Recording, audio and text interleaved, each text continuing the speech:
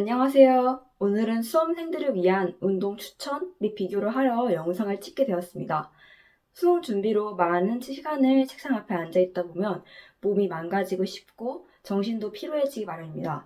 아무 노력도 하지 않으면 아무래도 건강은 수능날까지 하얀 곡선을 그릴 수밖에 없기 때문에 수험생 여러분들이 매일 잠깐이라도 운동을 해주었으면 하는 마음입니다. 운동은 체력을 키워줄 수 있을 뿐더러 두뇌를 환기시켜 스트레스를 줄이는 데도 도움이 됩니다. 그럼 지금부터 추천한 운동들을 하나씩 소개해 드릴게요. 첫 번째로 추천드리는 운동은 걷기 운동입니다. 걷기 운동은 가장 간단하고 접근하기 쉬운 운동 중 하나죠. 특별한 준비 없이도 할 수 있습니다. 공부하면서 어깨 아프다, 허리 아프다, 소 안 된다 하는 분들 많잖아요. 걷는 것만으로도 대체로 극복할 수 있습니다. 몸이 여기저기 아픈 게 자세를 지탱해줄 근육이 부족해서 그런 경우가 많아서 걸으면 관련 근육이 이완되고 성장해서 조금 나아요. 여름이고 더우니까는 아침에 해 뜨기 전에 일찍 일어나서 걷든가 밤에 해 지고 걷든가 하면 좋을 것 같아요. 만약 밤에 걸을 거면 스터디 카페 다녀와서 집에 가방만 내려두고 곧장 나가세요. 방, 침대 절대 안 되고 차라리 그냥 가방 현관에 내려놓고 나가세요. 그렇게 하루에 10,000보 정도만 채워도 좋을 것 같아요. 저는 한 10분 걸으면 1,000보 걸었거든요. 아침 30분, 저녁 30분 정도만 걷고 하루 동안 생활하면서 걸은 양만 더해져도 생각보다 10,000보가 쉽게 넘어요. 한번 습관화 해보길 바랍니다. 두 번째로 추천드리는 운동은 요가입니다. 요가는 몸의 전반적 근육들을 움직여주기 때문에 몸 아픈 곳 계산에 정말 좋아요.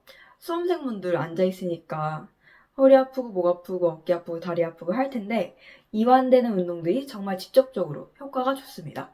그 요가라고 하면 뭔가 인도풍에 눈 감고 명상하고 그런 정적인 이미지가 먼저 떠오를 수도 있어요. 그러나 정말 근육을 많이 씁니다. 본인 몸을 본인 코어를 지탱해야 되는 동작들이 많아요. 그래서 유연성과 코어 근육 강화에 매우 좋습니다. 세 번째는 수영입니다. 수영은 유산소 운동과 무산소 운동이 동시에 되며 전신 근육을 사용하는 완전 운동이라고도 하죠. 그리고 물속에서 운동하기 때문에 관절에 무리가 갈 일이 없는 점도 좋아요. 그리고 수영할 때 그 물속에 들어있는 그 환경이 스트레스를 낮춰준다고도 합니다. 네 번째로 추천드리는 운동은 헬스입니다. 아마 나 운동해 이렇게 말하는 사람들이 가장 보편적으로 하는 운동이죠. 헬스장 기구들을 사용해서 하는 근력 강화에 초점을 맞춘 운동입니다. 장기적인 체력 증진에 도움이 되죠. 다섯 번째는 홈 트레이닝입니다. 요즘에는 유튜브에 홈트 영상 이런 식으로 검색하면은 다양한 루틴들이 존재할 거예요.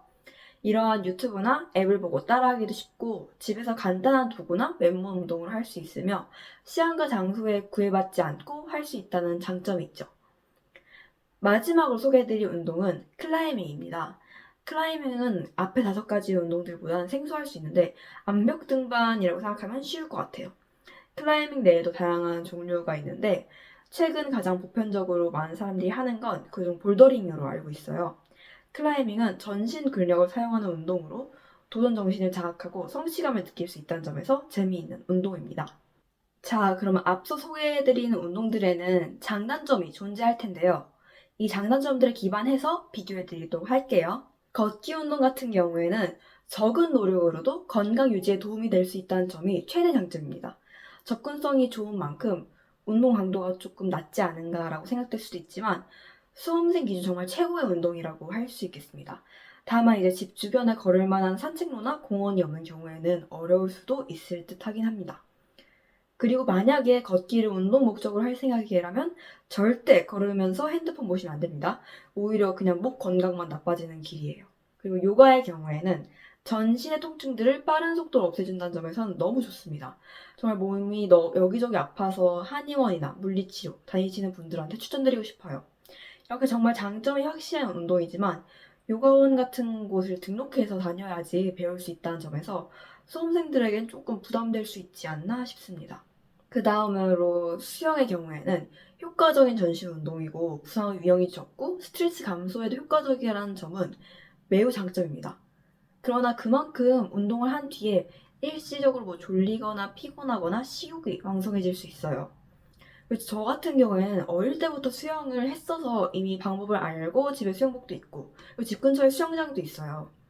그러나 그게 아니고 이전에 수영을 해본 적이 없는 입문이 필요한 분들의 경우에는 수험생활 중에 시작하기에는 조금 부담스러울 수 있지 않나 싶습니다. 헬스의 경우에는 근력 강화에는 확실히 좋을 거예요. 그리고 나름 보편적인 운동이기도 하죠. 그러나 이제 다른 운동들보다는 조금 즉각적인 효과가 덜 느껴지기도 하고 가끔씩은 헬스에 중독되어 버리는 경우가 있는데 그러면 안 됩니다. 그 저 같은 경우에는 아파트 단지에 헬스장이 있었는데 그렇지 않고 뭐 집 근처에 헬스장이 없거나 하시는 분들의 경우에는 헬스장까지 이렇게 오가야 하는 번거로움이 있을 듯합니다. 그리고 홈트레이닝의 경우에는 우선 시간과 장소에 구애받지 않는다는 점이 너무 좋죠. 수험생들은 보통 학교를 다니거나 학원을 다니거나 관련 도시를 다니거나 할 텐데 그런 공부 외에 가용 시간이 정말 적을 거란 말이에요. 그 시간도 적고 시간대도 밤이니까 뭐를 하기에는 쉽지 않고 그러나 이제 집에서 영상 등을 보면서 할 수 있는 홈트는 언제나 할 수 있죠. 다만 무엇보다도 작심삼일이 되기 쉽고 운동 강도 설정에 어려움을 겪을 수 있고 자세가 잘못되거나 하면 오히려 역효과를 볼 수도 있습니다. 마지막으로 클라이밍의 경우에는 일단 정말 재미있고 체력이나 근력도 금세 붙습니다. 그러나 이제 부상이 생기기 쉽고 아까 헬스 때 말했던 것처럼 공부와 운동이 좀 주객전도가 될 수도 있을 것 같아요. 그래서 이런 점들을 모두 종합해보면 개인적으로 추천드리는 운동은 걷기와 요가입니다. 여러분들도 제가 말씀드리는 사실들을 참고해서 잘 고민하고 결정해보면 좋겠습니다. 그리고 너무 무리하지 말고 자신의 체력에 맞게 진행하는 것이 중요합니다. 오늘 소개해드린 정보들과 여러분들이 앞으로 할 운동이 여러분들의 수능 준비에 도움이 되길 바랍니다. 그럼 시청해주셔서 감사합니다.